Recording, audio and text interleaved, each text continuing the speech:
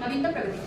तो अभी तक हम लोगों ने पहले जो चैप्टर के पहला हम लोगों ने क्लास करी थी उसमें अलग अलग डिफरेंट एरियाज को देखा था कि क्या क्या प्रगति होती है। आज हम लोग पढ़ेंगे कि चिकित्सा के क्षेत्र में क्या विज्ञान में टेक्नोलॉजी ने प्रगति की है, क्या उसकी प्रोग्रेस हुई है। तो हम लोग देखेंगे निदानात्मक एवं उपचारमूलक तकनीक। निदानात्मक एवं उपचारमूलक मतलब जैसे कभी किसी व्यक्ति की तबीयत खराब हो जाती है तो तबीयत खराब हो जाने के बाद हम लोग क्या करवाते हैं, जांच करवाते हैं जी मैम। तो पहले समझते हैं कि उसकी दिक्कत क्या है, जांच करके पता चलता है कि इसको दिक्कत क्या है, फिर उसके बाद उपचार उसके अकॉर्डिंग पता चल जाता है क्या बीमारी, उसके अकॉर्डिंग उसके इलाज स्टार्ट होता है। तो ये अगर तकनीक नहीं होती अगर हम लोग के पास कोई भी टेस्ट करने की क्या दिक्कत है तो क्या हम पता लगा पाते कि इस व्यक्ति को क्या बीमारी है, नहीं लगा पाते ना। तो इसीलिए ये एक तरीके से क्या टेक्नोलॉजी ने इसके क्षेत्र में चिकित्सा के क्षेत्र में प्रगति की है। दूसरा हम लोग देखेंगे कि निदानात्मक एवं उपचारमूलक तकनीक है कौन सी नई तकनीक आई है। तो पहली तकनीक कौन सी है, रेडियोग्राफी, दूसरी है एंजियोग्राफी, तीसरी है सीटी स्कैन, चौथी है एमआरआई, पांचवी सोनोग्राफी। तो जो रेडियोग्राफी होती है मतलब जैसे कि एक्सरे वगैरह हम लोग करवाते हैं तो वही चीज लिखी गई है यहाँ पे कि जब हम लोग अगर अपनी बॉडी के अंदर की कोई चीज के बारे में, बोन्स के बारे में फोटो चाहते हैं तो उसको क्या बोलते हैं, रेडियोग्राफी यानी एक्सरे करवाना। दूसरा है एंजियोग्राफी। एंजियोग्राफी मतलब अपने बॉडी के अंदर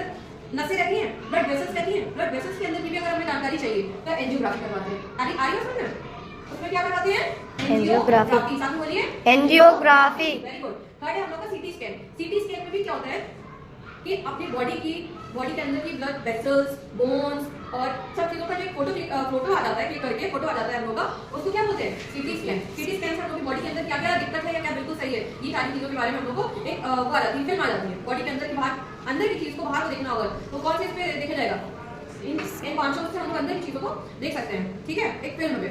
तो ये हो गया सीटी स्कैन। सीटी स्कैन के बाद आता है एमआरआई।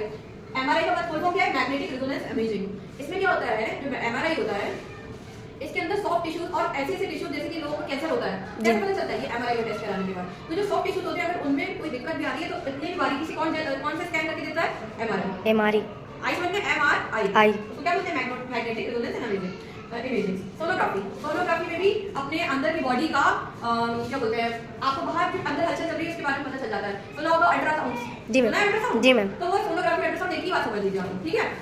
चौथी ये किस चीज में चल रहा है, चिकित्सा के क्षेत्र में, ठीक है।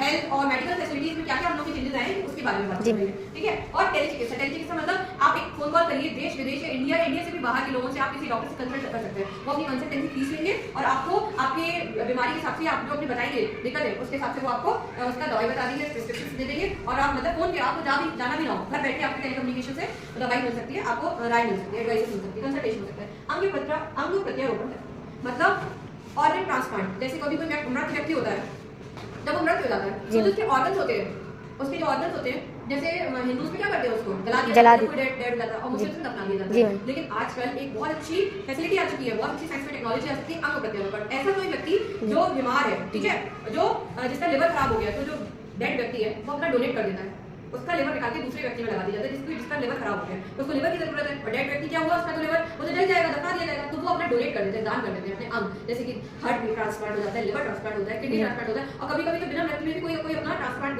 करवा देता है, डोनेट कर देता है, ठीक है जी मैम। तो ये बहुत अच्छी फैसिलिटी है, सबको समझ में आ रहा है। कोई व्यक्ति जरूरत में है, मान लो किसी का कोई छोटा बच्चा है, बड़ा है कोई व्यक्ति, अगर उसका कोई भी ऑर्गन, कोई भी अंग खराब हो जाता है तो क्या टेक्निक है, ये अंग प्रत्यारोपण की, ऑर्गन ट्रांसप्लांटेशन की, कि इससे क्या होता है, दूसरा अंग उसको लगा दिया जाता है, दूसरे का अंग लेके जी वो उसकी बॉडी सही वर्क करने जाती है। तो ये बहुत बड़ी तकनीक की देर हुई कि नहीं हुई, तो किसी को पूरा जीवन दान मिलता है। जी मैम। जी हीमोडायलिसिस, जैसे कि डायलिसिस में क्या होता है, जैसे किडनी वगैरह खराब हो जाती है तो उसमें डायलिसिस करवाया जाता है, ठीक है। जीका विषाणु का टीका। विषाणु यानी कि वायरस, एक जीका वायरस है, इसका अपने इंडिया ने ही खोज करी है, तो ये इंडिया के लिए एक बहुत बड़ी उपलब्धि की बात है कि जीका विषाणु का टीका किसने खोज करी है, इंडिया ने। उसका नाम क्या है, जीका बैग। उस टीके का नाम क्या है, जीका बैग। इस टीके को लगाने के बाद जीका विषाणु आपको नहीं हो, जैसे कोरोना वायरस है, कोरोना वायरस की वैक्सीन लगती है, इसी तरीके से जीका वायरस है, उसके लिए कौन सी वैक्सीन है, जीका बैग। सबको समझ में आया।